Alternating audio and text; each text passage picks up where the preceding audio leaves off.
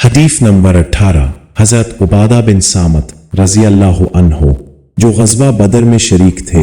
اور بیت عقبہ کے 12 نقیبوں میں سے تھے بیان کرتے ہیں، ایک دن رسول اللہ صلی اللہ علیہ وسلم کے ارد گرد بیٹھے ہوئے تھے تو آپ صلی اللہ علیہ وسلم نے فرمایا، تم سب مجھ سے اس بات پر بیعت یعنی وعدہ کرو کہ 1 اللہ کے ساتھ کسی کو شریک نہیں کرو گے، 2 چوری نہیں کرو گے، 3 زنا نہیں کرو گے، 4 اپنی اولاد کو قتل نہیں کرو گے، 5 کسی پر جھوٹا الزام نہیں لگاؤ گے اور کسی نیک کام میں اللہ کی نافرمانی نہیں کرو گے۔ جو ان وعدوں کو پورا کرے گا اس کا اجر اللہ کے ذمے ہے،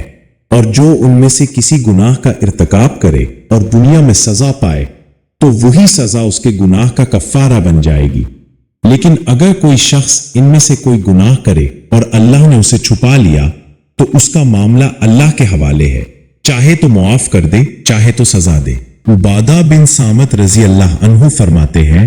پھر ہم سب نے ان تمام باتوں پر رسول اللہ صلی اللہ علیہ وسلم سے بیعت کر لی۔ ایسی ویڈیوز کو دیکھنا چاہتے ہو تو لائک اور سبسکرائب کریں۔